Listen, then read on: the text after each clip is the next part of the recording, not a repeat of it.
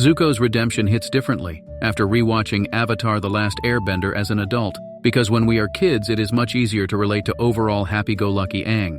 But if, like me, growing up life has burned, leaving a mark of shame in the soul, then you too can relate to Zuko, having the feeling that you need to regain lost what should have been yours in a much more fair world, and that nobody else can understand the struggle. Really, what people like Goofy Uncle Iroh could know about the struggles people like Zuko go through?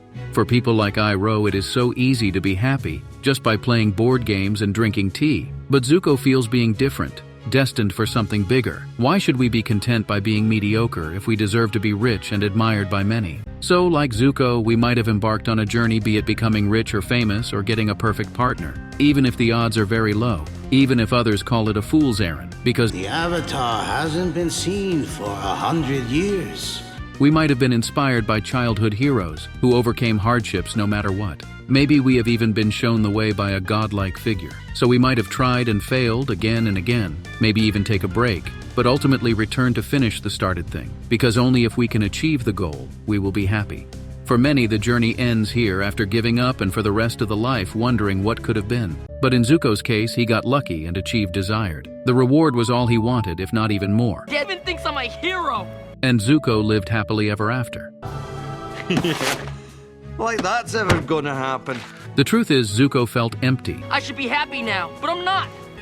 I'm angry at myself!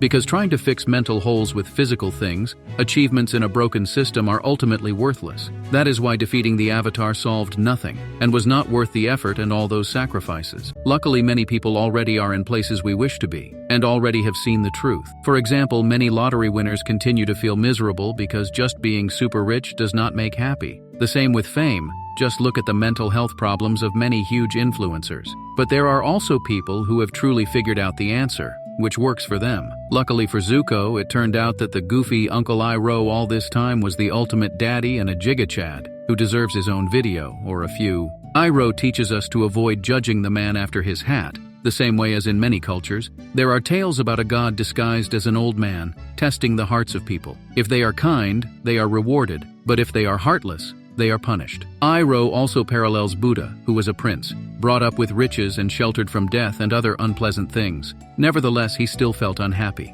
Only when he developed spiritually, he achieved true happiness. That is why if before Zuko chose the path of the least resistance, because it was much easier than standing up to Ozai, then Iroh's lessons gave Zuko the strength to confront and even overcome the false god Ozai, letting Zuko break free from the chains. Something similar happened to me, to my tendency to equate self-worth with productivity, feeling that I cannot even love myself if I do not excel.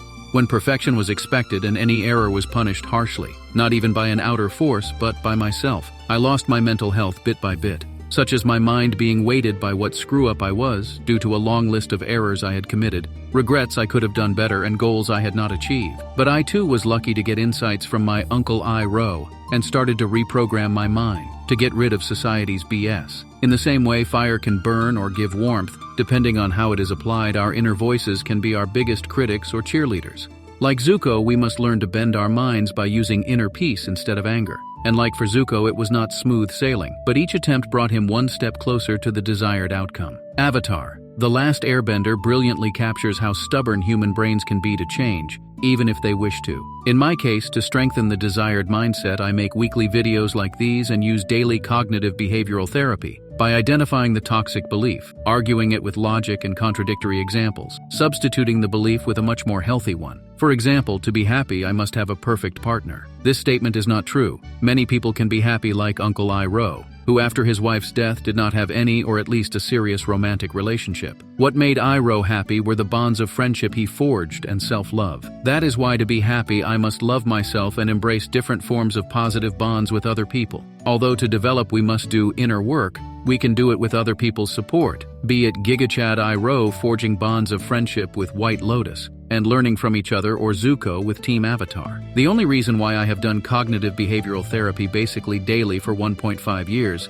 is because for me it is much easier to let myself down than other people. So I write down the exercise in the chat with my friend. Also, getting feedback about my blind spots helps to accelerate growth. The genius of Zuko's redemption truly shows that the greatest things truly get only better with time, because each time revisiting them, we discover an additional layer of their genius. If you wish to appreciate the ultimate Daddy Iroh even more, then check out these videos. But if you desire to form habits much more effectively, then check out this.